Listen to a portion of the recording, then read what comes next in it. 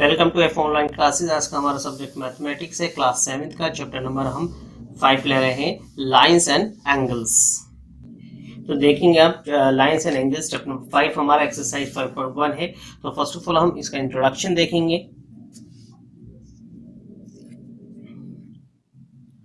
तो इंट्रोडक्शन में क्या है, point, line, line segment, angle, रे। तो आपको इसके अंदर समझना है कि पॉइंट क्या होता है, ठीक है, लाइन क्या है, लाइन सेगमेंट क्या है, रे, एंगल के बारे में आप जानेंगे। तो फर्स्ट ऑफ ऑल पॉइंट क्या है, पॉइंट क्या होता है, एक तरीके से डॉट होता है। Point is a location represented by a dot. किसी भी चीज पे जो हम डॉट है, जैसे कि आप मैप है, आपने कोई मैप ले लिया, मैप पर जो है हम किसी प्लेस को हम रिप्रेजेंट करते हैं या शो करना है तो हम क्या लगाते हैं, वह डॉट लगाते हैं। तो वही क्या चीज है, पॉइंट को जो है हम डॉट से रिप्रेजेंट करते हैं। और किस चीज को बताता है, लोकेशन को, पोजीशन को, किसी भी चीज की लोकेशन या पोजीशन को बताया। तो हमने एक एग्जांपल आपको दिया मैप का। तो मैप के अंदर जैसे कि आपको आप शो करना है कि हम ये जो है ये प्लेस जो है ये कहाँ पर है, तो आप वहां पर डॉट लगाएंगे मैप के अंदर, प्लान मैप के अंदर, और उसके अंदर ये लिख देंगे इस जगह पर जो है ये शहर या ये सिटी जो है लोकेटेड है। तो पॉइंट जो है एक डॉट से रिप्रेजेंट किया जाता है। नेक्स्ट देखेंगे लाइन। लाइन क्या है, a line has no end points. क्या लाइन जो है, लाइन को एरो हेडेड बनाया जाता है। अगर उसके नेमिंग करने के लिए हमने पॉइंट डाल दी एन बी, अगर उसे नाम लिखना है लाइन का तो ए बी, और उसके ऊपर जो है हम लाइन बना देते हैं। अब लाइन को एरो हेडेड क्यों बनाया जाता है, क्योंकि बहुत साइड से उसका जो है ना तो इनिशियल पता है ना ही एंडिंग पता है, मतलब कहाँ से लाइन शुरू हो रही है कहाँ खत्म हो रही है इसका कुछ नहीं पता।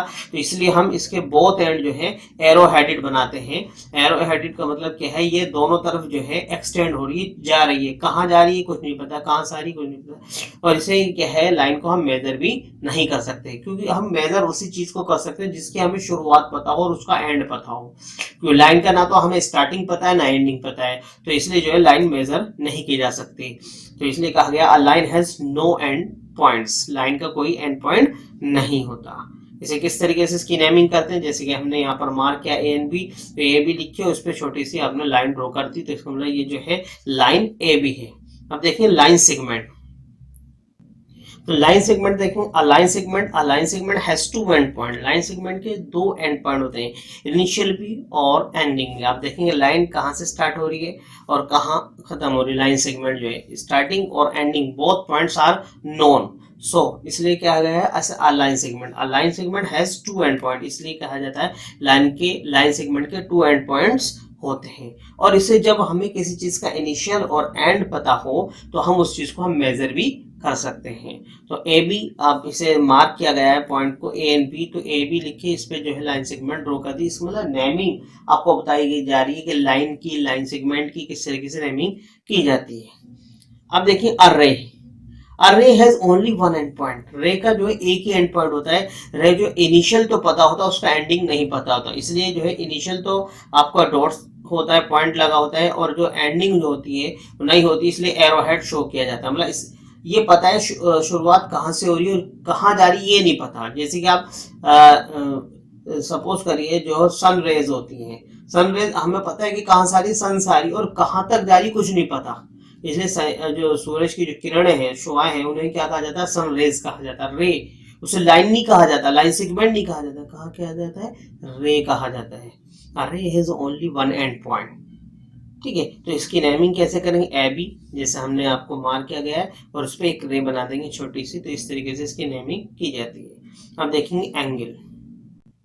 एंगल देखेंगे, एंगल क्या, an angle is formed when two rays meet at a common end point. जब दो रे जो है एक ही कॉमन पॉइंट पे मीट करती हैं या इनिशिएट होती हैं, या तो दो रे एक ही पॉइंट पे मीट कर रही हैं, ठीक है, इसका मतलब एक ही पॉइंट से वो इनिशिएट हो रही है, निकल रही है। जैसे कि आपको दिया गया है टू रेज हैं, एक ओ ए और एक ओ बी है, तो ये दो ओ ए और ओ बी जो है इनका कॉमन पॉइंट जो है जिसे हम वर्टेक्स कहते हैं वो ओ है, तो ये इसी पॉइंट से इनिशिएट हो रही है। तो ये क्या है, जब दो रे एक ही पॉइंट से, कॉमन पॉइंट से इनिशिएट होती है तो वो क्या फॉर्म करती है, एंगल फॉर्म करती है। तो an angle is form when two rays meet at a common end point. जब कॉमन एंड पॉइंट पे वो मीट होती हैं, मिलती हैं, तो क्या फॉर्म होता है, एक एंगल फॉर्म होता है। एंगल की नेमिंग कैसी की जाती है, जैसे कि हमने एंगल का जो सिंबल है इस तरीके से आपको बना दिया जाता है, और A O B, angle A O B छोटा सा एंगल का सिंबल बना दिया जाता है, और जो मार्किंग की जाती है ए ओ बी। और हमेशा याद रखिए जो वर्टेक्स है, वर्टेक्स कहते हैं जहां ये दोनों लाइनें आपस में मिल रही है, रे जो मिल रही हैं या इनिशिएट हो रही हैं, तो इस पॉइंट को हम क्या बोलते हैं, वर्टेक्स कहते हैं। तो ये वर्टेक्स जो है हमेशा मिडिल में रहेगी। ए ओ बी भी लिख सकते हैं, बी ओ ए भी हम लिख सकते हैं, खाली एंगल ओ भी लिख सकते हैं। ठीक है, अगर हम तीनों लेटर्स को यूज कर रहे हैं तो कैसे लिखा जाएगा, एंगल ए ओ बी या एंगल बी ओ ए। तरीका यह है कि अल्फाबेटिकल ऑर्डर में लिखते हैं। हाँ, वर्टेक्स हमेशा बीच में ही होगी, मिडिल में ही होगी, तो एंगल की नेमिंग इस तरीके से की जाती है। अब देखते हैं कॉम्प्लीमेंट्री एंगल्स। कॉम्प्लीमेंट्री एंगल्स किसे कहते हैं, when the sum of measures of two angles is 90 degree the angles are called complementary angles. क्या है, दो एंगल का सम अगर 90 डिग्री है, दो एंगल का सम 90 डिग्री, जैसे 40 प्लस 50 कितना हो गया, 90, तो ये दोनों क्या है, कॉम्प्लीमेंट्री एंगल्स हैं। मतलब जिन दो एंगल का सम 90 डिग्री होता है उन्हें हम क्या बोलते हैं, कॉम्प्लीमेंट्री एंगल्स कहते हैं। ठीक, अब और वो एक दूसरे का कॉम्प्लीमेंट एंगल कहलाते हैं। क्या कहलाते हैं, कॉम्प्लीमेंट एंगल। जैसे 40 और 50 का हमने एग्जांपल किया, 40 का कॉम्प्लीमेंट क्या है 50, और 50 का कॉम्प्लीमेंट क्या है 40 है, और दोनों को क्या बोलेंगे, कॉम्प्लीमेंट्री एंगल्स कहेंगे, क्योंकि इन दोनों का सम 90 डिग्री है। अब देखते हैं supplementary angles. Supplement when the sum of measure of two angles is 180, the angles are called supplementary angles. अगर दो एंगल्स का जो मेजर है 180 डिग्री है, तो दो एंगल का सम जो है 180 डिग्री है, तो क्या कहलाएंगे, सप्लीमेंट्री एंगल्स कहलाएंगे। क्या कहलाएंगे, सप्लीमेंट्री एंगल्स। अगर दो एंगल का सम 90 डिग्री है तो कॉम्प्लीमेंट्री, और अगर दो एंगल का सम 180 डिग्री है तो क्या कहलाएंगे, सप्लीमेंट्री एंगल कहलाएंगे, और वो दोनों एक दूसरे के सप्लीमेंट एंगल होंगे। जैसे कि आप सपोज करिए 110 और क्या है 70, 110 और 70 जो है एक दूसरे के क्या सप्लीमेंट एंगल है। अगर 110 प्लस 70 किया जाए तो क्या होगा, 180 होगा। तो 110 और 70 एक दूसरे क्या है, सप्लीमेंट एंगल्स हैं। अब देखते हैं इस एक्सरसाइज, हम स्टार्ट करते हैं एक्सरसाइज 5.1। क्वेश्चन नंबर 1 देखते हैं हम। एक्सरसाइज 5.1, तो क्वेश्चन नंबर 1 क्या है, find the complement of each of the following angles. आपको ये एंगल्स दिए गए हैं, इनके कॉम्प्लीमेंट एंगल्स आपको फाइंड करने हैं। तो कैसे करेंगे, फर्स्ट ऑफ ऑल जैसे फर्स्ट फिगर में दे रखा है 20 डिग्री एंगल, तो इसका कॉम्प्लीमेंट एंगल क्या है, हमें कैसे निकालना है, क्योंकि हमें पता है कॉम्प्लीमेंट्री एंगल्स का जो सम होता है 90 डिग्री होता है। अब इसमें 20 तो दिया गया है, इसका दूसरा नहीं पता, तो अब क्या हम कैसे मान लेते हैं, जैसे कि 20, इसका सॉल्यूशन स्टार्ट करते हैं। ठीक है, 20 डिग्री प्लस एक्स मान लेते हैं, इसका कॉम्प्लीमेंट जो एक्स है, इन दोनों का सम क्या है 90 डिग्री है। ठीक, दोनों का सम कितना है 90 डिग्री, दोनों कॉम्प्लीमेंट्री एंगल है। तो अब एक्स को इधर रखेंगे और 90 माइनस 20 कर देंगे, कितना आ जाएगा 70 डिग्री। तो इसका कॉम्प्लीमेंट एंगल जो आया कितना आया 70 डिग्री आया, कितना है 70 डिग्री। अब इसी तरीके सेकंड देखेंगे 63 दिया गया है, इसका कॉम्प्लीमेंट एंगल क्या होगा, उसे हम x मान लेंगे, प्लस x डिग्री हो जाएगा, इज इक्वल टू कितना हो गया 90। दोनों का सम क्या होगा 90। 63 का कॉम्प्लीमेंट हमने क्या माना, x माना है। अब निकाल लेंगे, x इधर ही रहेगा, 90 डिग्री माइनस 63 डिग्री कितना आ जाएगा 7, इट मीन 27 डिग्री। तो 63 का कॉम्प्लीमेंट एंगल, 63 का कॉम्प्लीमेंट एंगल क्या है 27 डिग्री है। कितना है 27, मतलब 27 डिग्री। तो कैसे फाइंड किया, आपको पता है कि जब भी कॉम्प्लीमेंट्री नाम आ जाता है तो कॉम्प्लीमेंट एंगल निकालना है, तो इसका मतलब कॉम्प्लीमेंट्री एंगल क्या होता है, टू एंगल्स का जो मेजर होता है वो 90 डिग्री होता है। अगर एक दिया गया है तो एक को हम क्या करेंगे 90 में से लेस करेंगे, उसका दूसरा जो कॉम्प्लीमेंट है वो निकल आएगा, फाइंड आउट हो जाएगा। अब इसी तरीके से 57 है, तो इसे कैसे करेंगे, इसका भी वही होगा 57 degree plus x is equal to 90 degree. तो x इधर ही रहेगा, 90 डिग्री माइनस 57 डिग्री लेस कर देंगे आप, तो कितना आएगा 20, कितना है 10 में 7 गया, कितना बचा 3, 8 में 5 गया 3, 33 डिग्री आपका आएगा इसका कॉम्प्लीमेंट एंगल। तो आपने देखा 20 का जो कॉम्प्लीमेंट एंगल है 70 है, और 63 का 27 है, और 57 का 33 जो है कॉम्प्लीमेंट एंगल है। नेक्स्ट क्वेश्चन देखते हैं हम। सॉल्यूशन देखेंगे क्वेश्चन नंबर 2 का। Find the supplement of each of the following angles. आपको इन एंगल्स का सप्लीमेंट निकालना है। इसका मतलब सप्लीमेंट, कोई सप्लीमेंट एंगल जो होता है सप्लीमेंट्री एंगल कहलाते हैं। मतलब दोनों एंगल का सम 180 डिग्री होगा तो क्या कहलाते हैं, सप्लीमेंट्री एंगल कहलाते हैं। और वो सप्लीमेंट्री एक दूसरे क्या कहते हैं, सप्लीमेंट एंगल कहलाते हैं। तो 105 का सप्लीमेंट एंगल क्या होगा, तो कैसे निकालेंगे, जैसे हमने कॉम्प्लीमेंट्री एंगल का निकाला था 105 डिग्री, और जो उसका सप्लीमेंट है उसे हम x मान लेंगे, उसके सप्लीमेंट को x मान लेंगे। 105 प्लस x कितना हो जाएगा, 180 डिग्री। ठीक है, अब x इधर रहेगा, 180 डिग्री माइनस 105 डिग्री, तो 10 में से 5 गया 5, 7 इधर आ गया 75 डिग्री। तो 105 का जो सप्लीमेंट एंगल होगा वो 75 डिग्री है। नेक्स्ट देखेंगे आप 87 है, तो यहाँ देखेंगे 87 डिग्री प्लस इसका सप्लीमेंट एंगल x होगा is equal to 180 degree. x इधर ही रहेगा, 180 डिग्री माइनस 87 डिग्री। ठीक है, अब इसके अंदर 180 में से हम लेस कर देंगे, कितना आ जाएगा, अब देखेंगे 10 में 7 गया 3, यहाँ पर 7 बचा और यहाँ 8 है, तो 17 में से हट गया 93, 9 हो गया। ठीक है, 93 डिग्री। 154 है यहाँ पर, ये आपका सेकंड था, ये सेकंड है। ठीक है, और ये आपका थर्ड क्वेश्चन। तो 154 degree plus x is equal to 180 degree.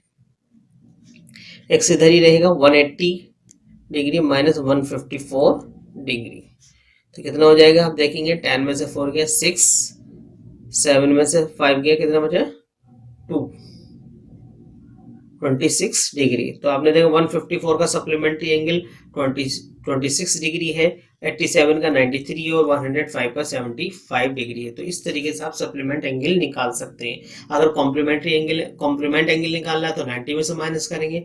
Supplementary angles का पेयर है और सप्लीमेंट एंगल निकालना है तो हम क्या करेंगे, 180 में से सब्ट्रैक्ट करेंगे। Next question, question number 3। Question number 3. Identify which of the following pair of angles are complementary and which are supplementary. आपको क्वेश्चन नंबर 3 के अंदर आइडेंटिफाई करना है कौन सा पेयर कॉम्प्लीमेंट्री एंगल्स का है और कौन सा पेयर सप्लीमेंट्री एंगल्स का है। तो फर्स्ट देखेंगे 65 प्लस 115, तो कितना हो गया 180, कितना हो गया 180 डिग्री हो गया। तो इसका मतलब जो है आप देखेंगे तो ये कौन सा पेयर हो गया, सप्लीमेंट्री एंगल का हो गया, सप्लीमेंटरी। ठीक है, इसके बाद नेक्स्ट देखेंगे 63 प्लस 27 कितना हो गया, 90 डिग्री हो गया। तो ये कौन सा हो गया, कॉम्प्लीमेंट्री।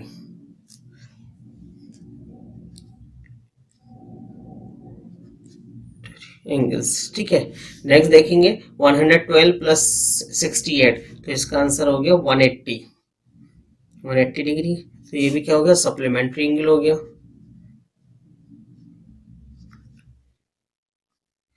नेक्स्ट है आपका 130 प्लस 50, सिंपल सा 180 है, ये भी क्या हो गया, सप्लीमेंट्री एंगल हो गया। ठीक है, नेक्स्ट देखेंगे आंसर 45 प्लस 45 कितना हो गया, 90 डिग्री। तो जब दो एंगल का सम 90 डिग्री होता है वो क्या कहलाते हैं, कॉम्प्लीमेंट्री एंगल कहलाते हैं। ठीक है, अब नेक्स्ट का आंसर देखेंगे 80 प्लस 10 कितना हो गया, 90। तो ये भी क्या हो गया बेटा, complementary angles, complementary angles.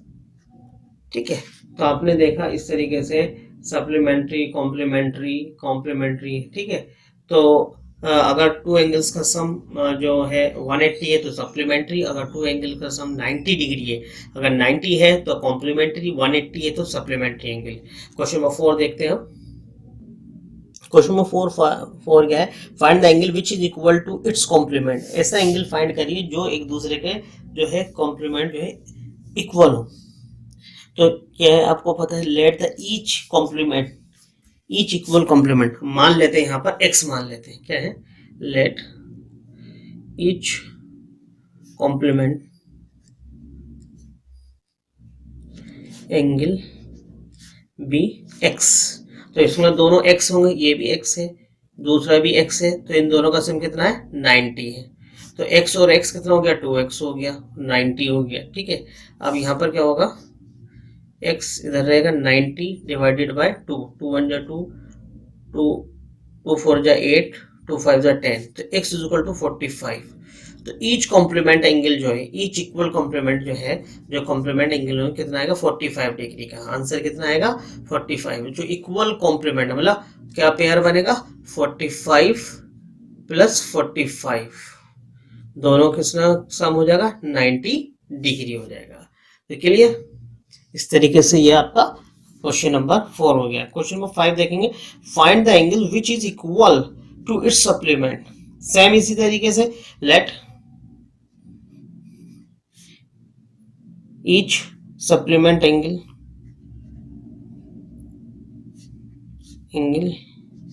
B x.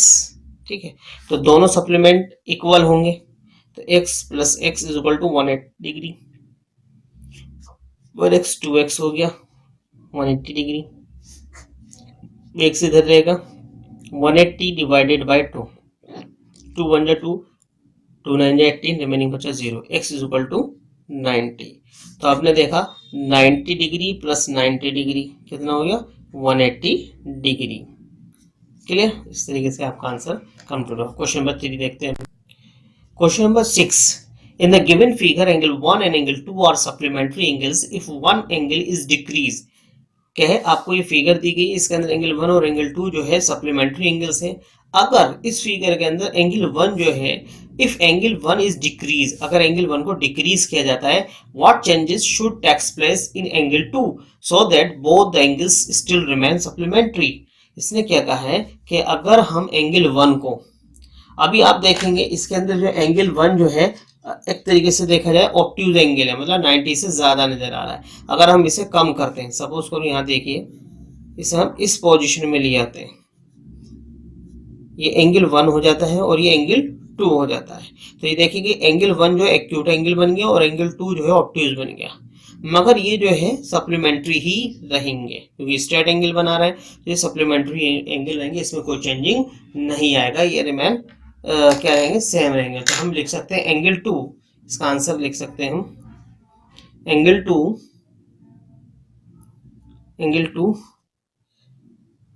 will increase with same measure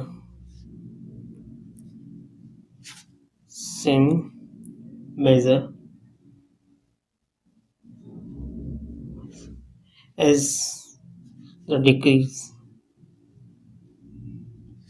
in angle 1। क्या है, 2 एंगल जो है इंक्रीज होगा उसी क्या है, और एंगल 1 जो है डिक्रीज होगा, मगर जो है उनका मेजर जो है सेम रहेगा, उनके अंदर कोई क्या है चेंजिंग नहीं आएगी, किसी तरीके को सप्लीमेंट्री ही रहेंगे। ठीक है, angle 2 will increase with the same measure as a decrease in angle 1, plus same measure रहेगा, एंगल 1 बढ़ जाएगा और एंगल 2 जो है एंगल 1 कम हो जाएगा, एंगल 2 बढ़ जाएगा, मगर ये इनका जो सप्लीमेंट ही रहेंगे। ठीक है, इनमें कोई चेंजिंग नहीं आएगी, इसके अंदर दोनों के प्लस सप्लीमेंट्री के अंदर कोई चेंजिंग नहीं आएगी, सप्लीमेंट इन दोनों का सम 180 ही रहेगा।